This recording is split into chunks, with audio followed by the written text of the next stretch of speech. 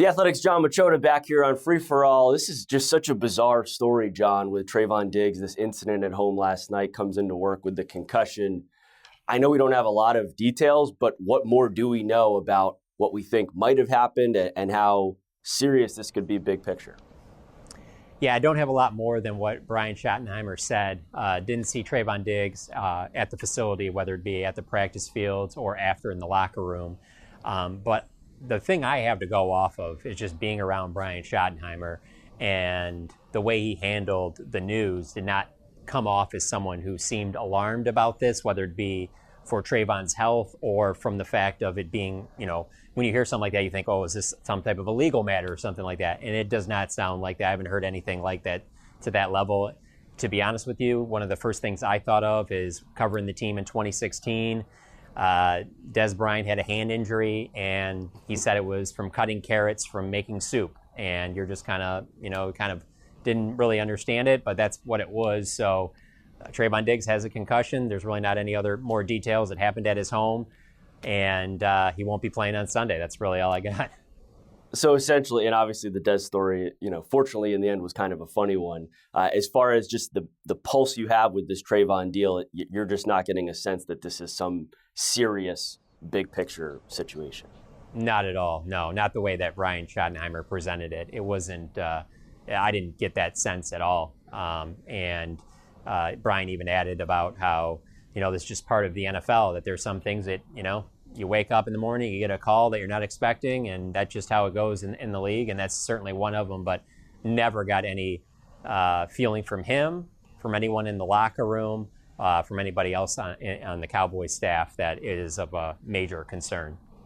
Well, that's obviously good news. We hope it's not a major long-term thing with Diggs. Of course, this week, it's not good, John, to be losing a guy in Trayvon Diggs who, obviously, as we know, has led the league in interceptions, a couple seasons ago, as you're going into facing this Commanders offense with Jaden Daniels, one of the rising star quarterbacks in this league.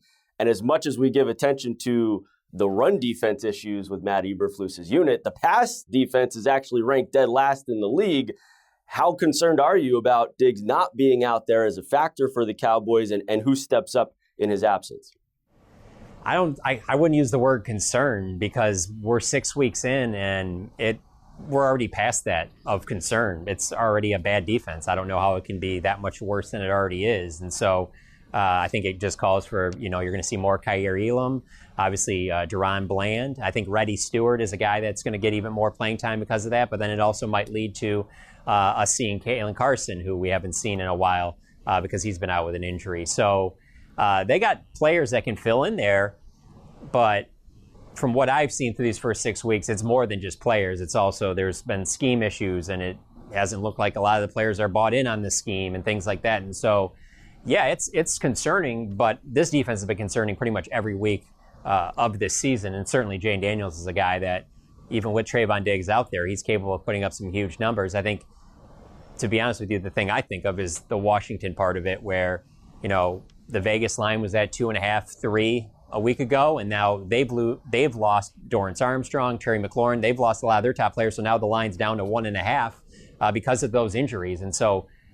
if Washington's offense was completely healthy, I think I'd look at it a little bit differently, but I still come down to there's no really excuses the Cowboys have not to win this game. Being at home, coming off of that loss against Carolina, this is not the same Washington team that was won a playoff game last year. There's no excuse. The Cowboys should be competitive. They should have a chance to win this ball game. Yeah, and if you win this ball game, you move right up ahead of Washington, barely into second place in this division that hasn't really been super strong out the gate here in 2025. Before we move on from Diggs, John, and I'll preface, I want to be careful with this because journalistically, obviously, we don't want to assume things, when a story like this comes about.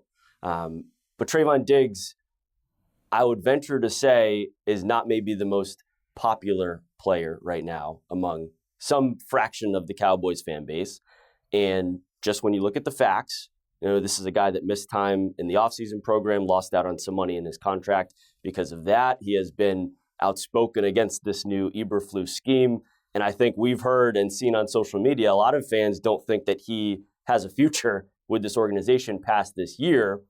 If you had to take a gander, how do you anticipate fans are pontificating about this latest situation with Trayvon Diggs? Oh, yeah, no, I mean, I've seen it on social media. There's no question that they're annoyed with things that he's done. And I'm taking even today out of it. It just, the way that things have been going, it's about the play on the field more than anything else. And so because of that, this certainly is shaping up to potentially be Trayvon Diggs' last year as a Dallas Cowboy. That shouldn't be a surprise to anyone. Just with how poorly this team's played on defense, you would think going in the offseason there's going to be major changes with this defense, whether that's with the coaching staff or certainly the personnel. That's why you have these 2 first-round picks.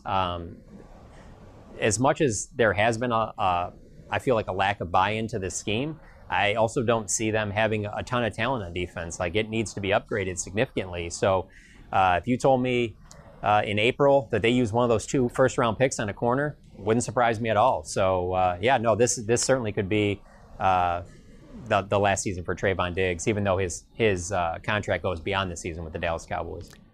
Let's move on to someone who Cowboys fans just aren't annoyed with at all, and that would be Jerry Jones. I joke. But it's been another banner week, John, for Jerry on the radio. Thank God that he graces us with his presence on the airwaves twice a week, every week. I want to throw a couple of Jerry's quotes by you and just get your rating, with 10 being you're all in, you fully believe Jerry, you think that it's true, and 0 being absolutely not, that's ridiculous. Where you feel on these quotes.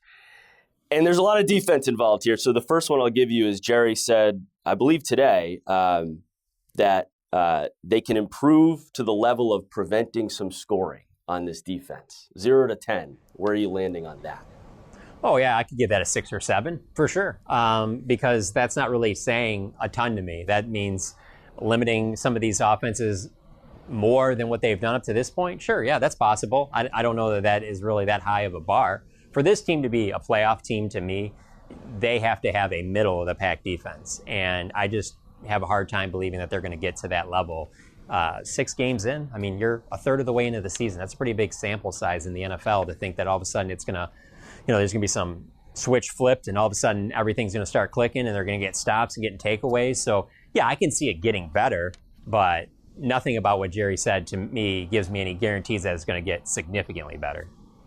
Let's move on to Matt Eberflus. I thought Jerry kind of left Flus out to dry a little bit here. He had a couple interesting comments today.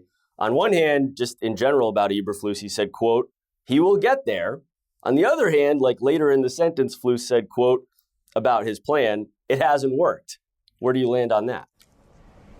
If Matt Eberflus hadn't worked here before, I think I would judge it a little bit differently. Like, let's say he is a coordinator that this is the first time he's been around the Jones family, first time in the Cowboys organization.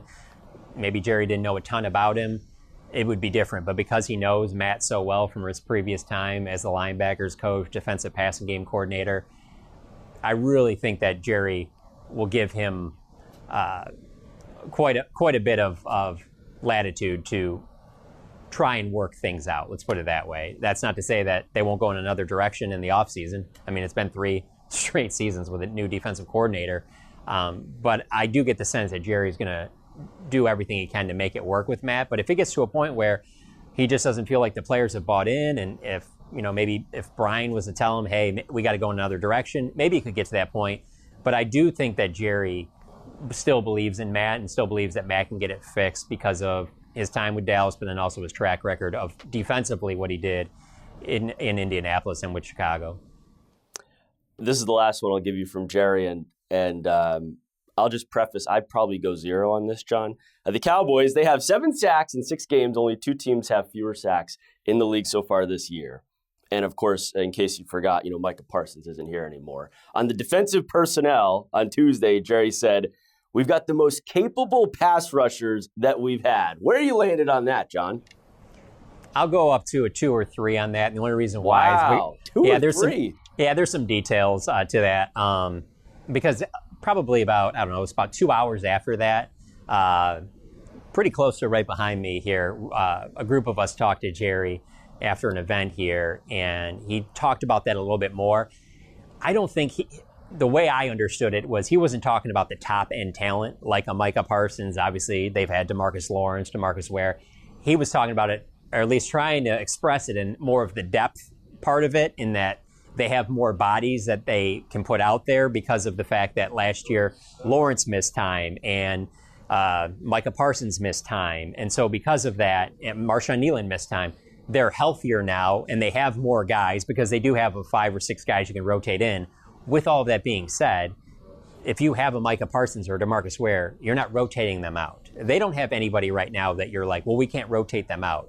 All of them are rotating pieces. So I guess 1 through 6, is it better? Yes. But in terms of top end and producing like the numbers like you said, no, it's not better than last year. It's not even close. I guess the key way to take that then is most capable pass rushers. There you go. Most quantity. We'll go quantity on that. You asked the question on Wednesday, and when you started asking, I'm like, where's John going with this? We were in Brian Schottenheimer's press conference, and you were bringing up how it's his first 325 home kickoff. And then we got to the Sun part, and I have to admit, John, like at first I didn't even realize really how fully funny Shotty's response was. What part of his answer to your question did you laugh at and enjoy the most?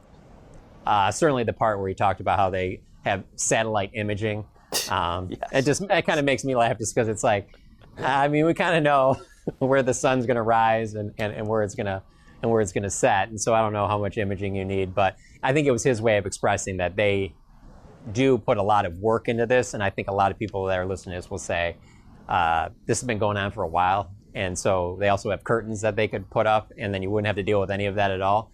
But Jerry clearly likes the view, the aesthetic of the sun coming in, and so that's not going to change.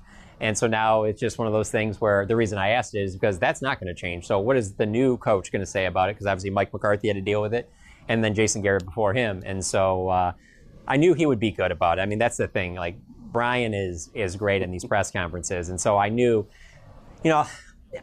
I probably would have asked Bill Belichick that. I probably would have asked Bill Parcells that.